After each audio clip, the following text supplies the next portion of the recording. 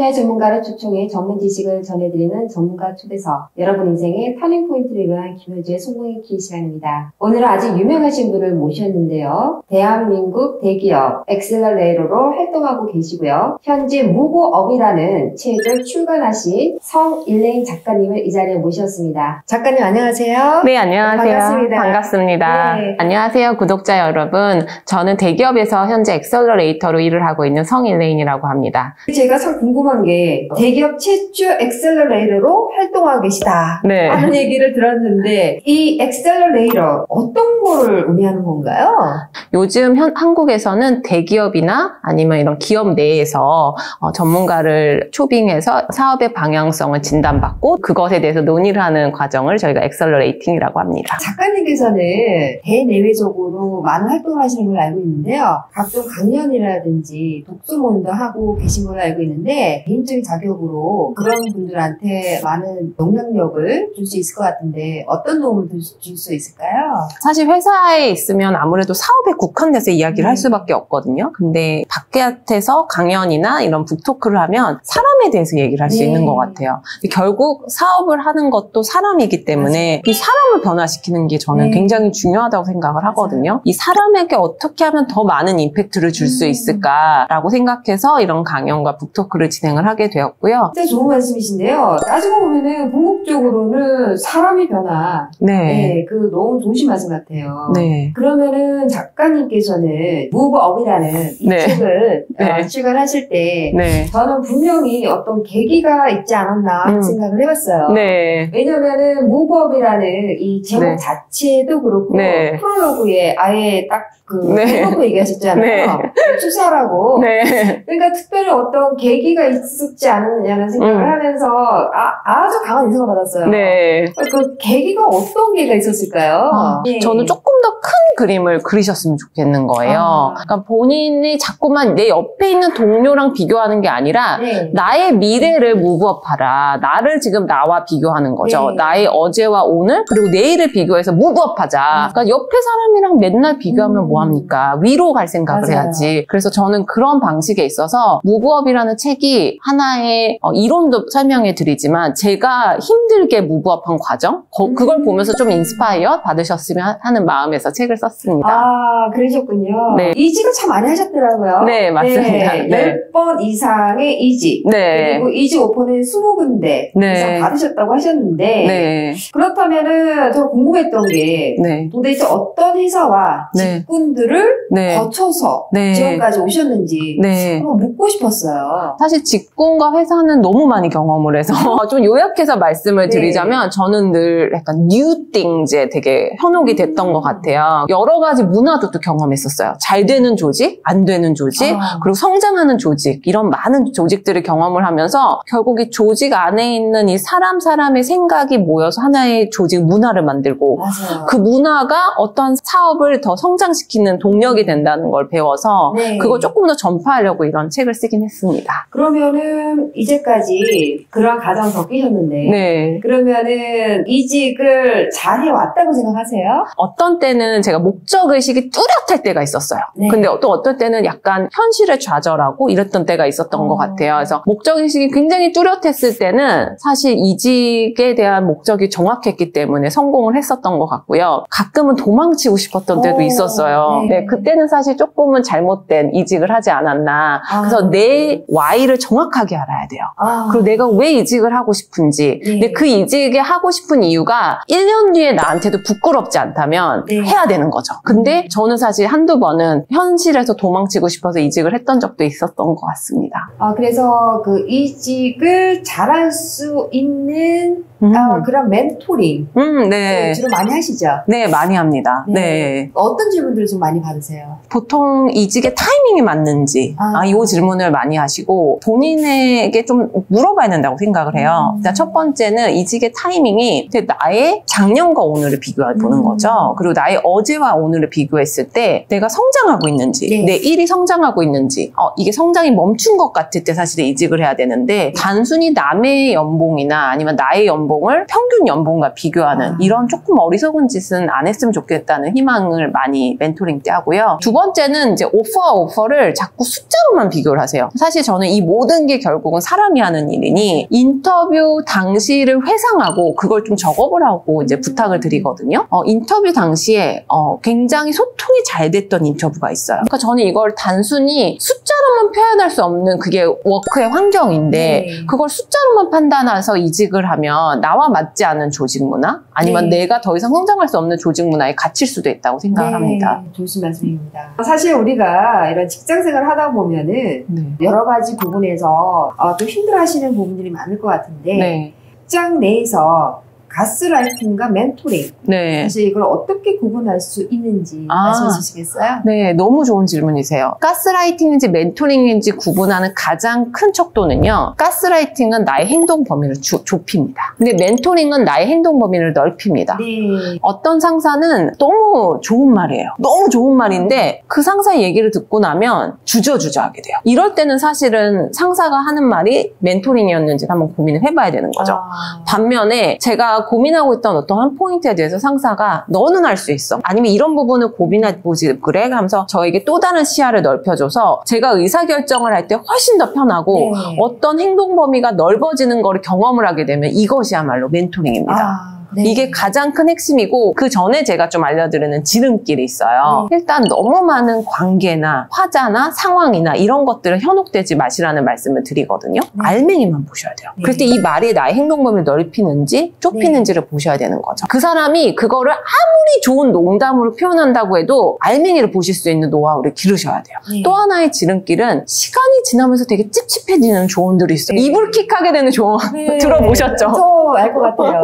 그 당시엔 농담이고 상황도 너무 좋은 상황이고 다 멘토링으로 받아들여요. 근데 집에 들어와서 자려고 보면 약간 찝찝한 거예요. 네. 내가 살아온 나의 빅데이터가 나한테 외치고 있는 거예요. 이렇게 내가 나한테 보내는 시그널들을 조금 더 살펴볼 필요는 있죠. 그럼 저 같은 경우에는 그 시그널을 네. 이렇게 너무 이렇게 좀 자주 받는 것 같아요. 근데 그게 되게 굉장히 좋은 거예요. 왜냐면 그래요? 내가 나한테 예민한 거거든요. 그러니까 우리가 예민하다는 네. 단어를 되게 센시티브라고 잘못 표현하는데 이건 센서블 하신 거거든요. 이렇게 센서블 하신 분들이야말로 내가 원하는 나의 니즈, 내가 원하는 나의 목표, 내가 왜 일하는지 나의 why, 상사가 나에게 한 말이 멘토링인지 가스라이팅인지 이거를 분간할 수 있는 센스가 더 많으신 거죠. 그리고 책에서도 이렇게 언급을 하셨는데 우리가 그 스페셜리스트, 프로페셔널 이런 단어들을 많이 쓰고 또 그거에 대해서 좀 자부심을 갖고 얘기를 하잖아요. 그쵸. 맞아요. 네. 근데 이제 제너럴리스트 이제 갑자기 등장을 했단 말이에요. 책에서. 네, 맞아요.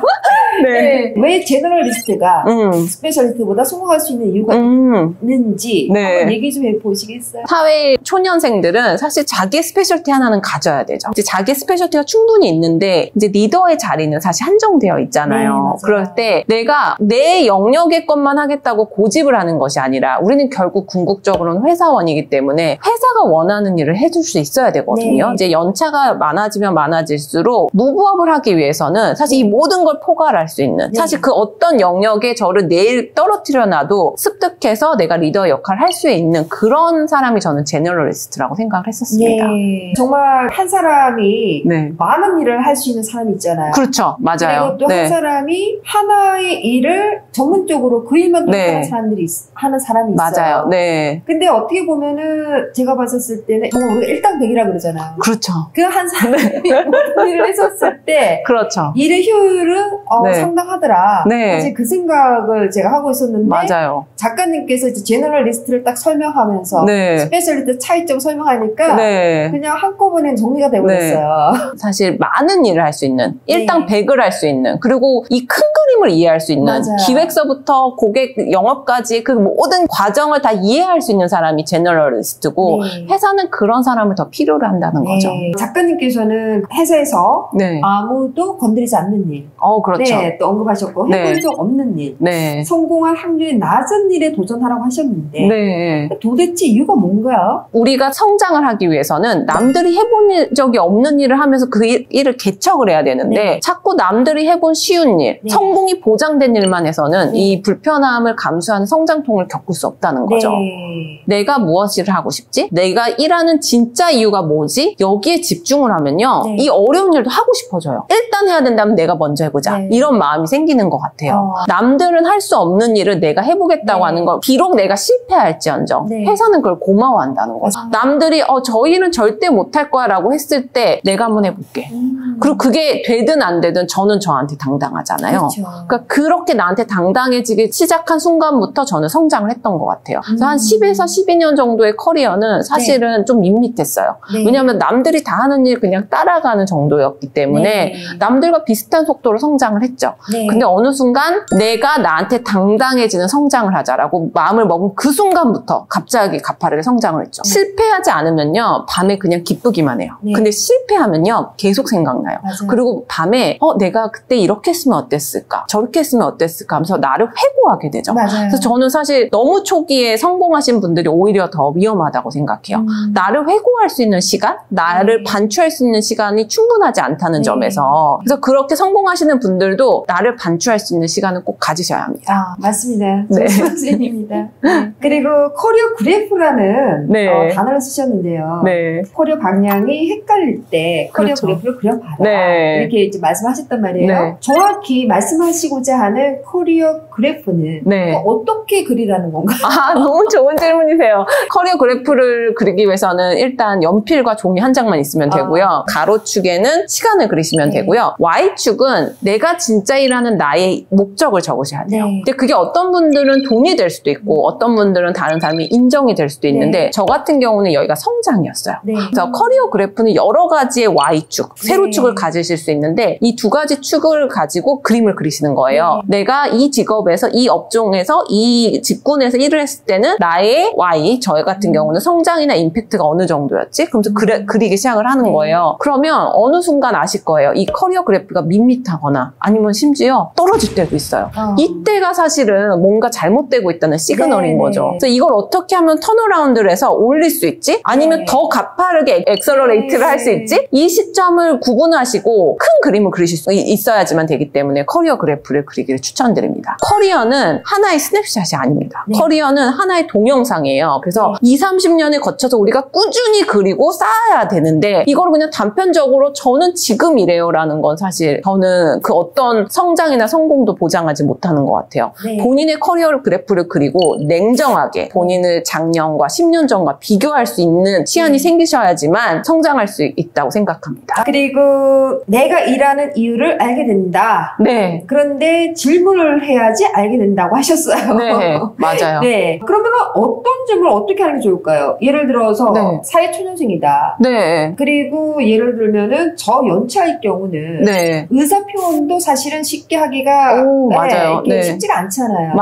그러면은 어떻게 질문을 해야지 좋은 걸까요? 너무 좋은 질문이세요. 그래서 제가 알려드리는 마법 기법이 있는데 사실 저도 이걸 배운 건데 5Whys예요. 그래서 나에게 왜를 5번만 물어보는 거예요. 왜 회사에 나가지? 회사에 나가서 어떤 점이 좋지? 왜 매일 아침마다 일어나서 그 업무를 하지를 나한테 5번 물어보는 거예요. 계속 본인에게 의미 부여를 하고 5번 정도의 Why를 파고 파야지만 정말 그 기조에 있는 그 뿌리의 이유를 알 수 있는 거죠. 저는 근데 작가님 좀 비슷하게 좀 제대로 하고 있는 것 같아요. 어떻게 하세요? 저도 계속 저 자신에게 얘기를 해요. 내가 왜 이걸 하고 있지? 이제 거기에서 또 꼬리를 물어서 궁극적으로는 왜 그렇게 하는 걸까? 맞아요. 그런데 이제 저는 이제 제 일을 하면서 이렇게 오랜 세월을 했어요.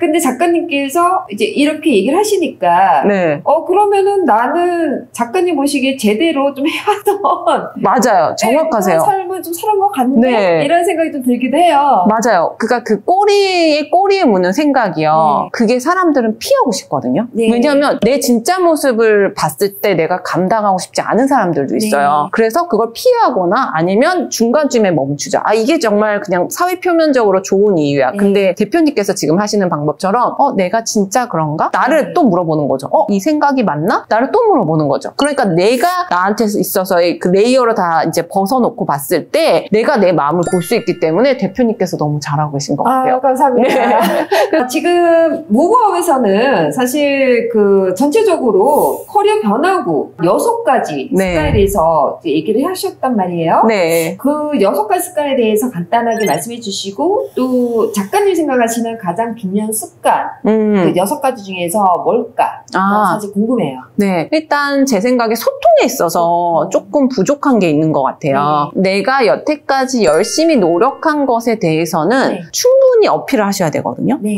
제가 꼭 말씀드리는 포인트 중에 하나는 가장 빠르게 변화를 느끼실 수 있는 포인트는 소통입니다. 네. 그 소통에서 나를 좀 더 적극적으로 어필하세요. 네. 당신은 이미 너무나 충분히 좋은 사람이에요. 네. 충분히 좋은 사람을 조금 마케팅한다고 해서 그게 나쁩니까? 그런 수동적인 자세를 취하시는데 커리어에 있어서만큼은 당당하게 앞으로 가셔야 네. 됩니다. 네. 능동적으로 태세 전환을 하셔야 됩니다. 네. 감사합니다. 그럼 작가님께서는 6가지 습관에 대해서 소통이 가장 네. 중요한 습관이라고 이렇게 생각을 하시는 것 같은데 네. 자 그렇다면은 작가님에게 있어서 일이라는 것은 삶에서 어떤 의미를 가지고 있을까요? 저는 사실 일 없이는 삶이 영유가 안 된다고 생각하거든요. 사실 이 얘기를 하면 많은 MZ분들이 싫어하겠지만 워라밸이라는 게 과연 존재하나? 왜냐하면 일이 완전히 무너졌을 때는요. 라이프가 없어요. 워크 앤 라이프 밸런스에서 저는 워크가 먼저 오는 이유는 내가 어느 정도 워크에서 성공을 하고 성장을 해야지만 라이프와 이 밸런스가 이루어진다는 의미로 저는 해석을 하거든요. 그래서 저한테 있어서는 사실 1순위가 일인 것 같고 일로 인해서 성장하니까 내 자존감도 높아지고 맞아요. 내가 자존감이 높아지니까 나의 라이프에 있어서도 자존감이 높아지는 맞아요. 행동들을 할 수 있어서 저는 일에서의 성장이 가장 중요하다고 생각합니다. 네, 맞습니다.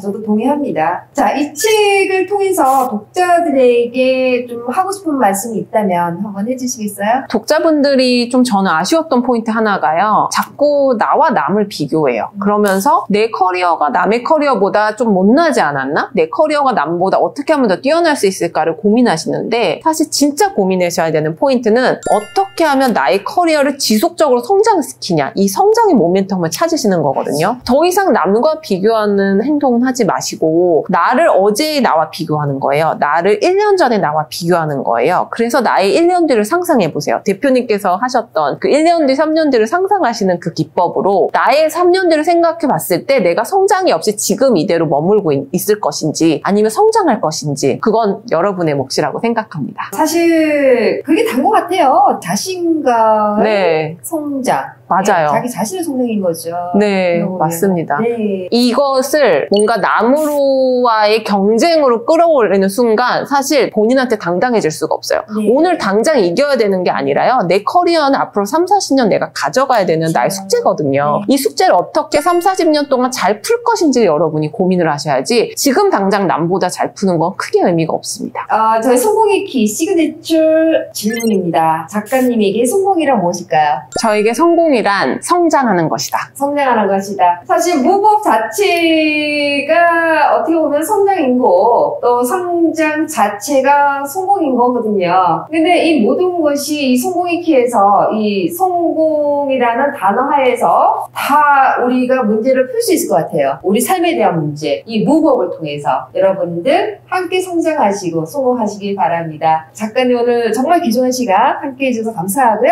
다음에도 또 자리 한번 빛내주시기 바랍니다. 반갑습니다. 감사합니다. 지금까지 여러분 인생의 성공의 키를 전달드리는 김효지였습니다. 감사합니다. 딕션이 좋으셔갖고 영상으로 들었을 때보다 훨씬 딕션도 더 좋으시고 재밌어요 이미.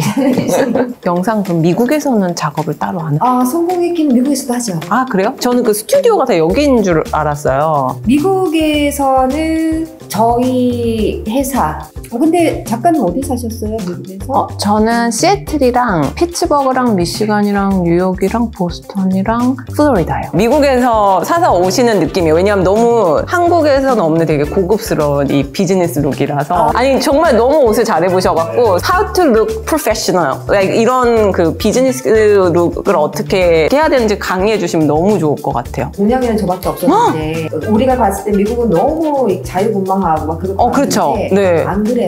스니커즈 신고 갈 것 같은 이미지 막 그런. 네, 근데 절대 안 그래요. 비즈니스 룩은 절대 아니라. 예. 한참 재밌어지려고 했는데. 이 중요한 자료를 날린 건 아니겠죠? 처음부터 다시요. 네. 연습했다 친구. 또 긍정의 마인드. 하나, 둘, 셋. 미국 주류 사회에서 공인하는 미국 부동산 전문가 김효지 대표의 첫 저서 미국 부동산이 답이다.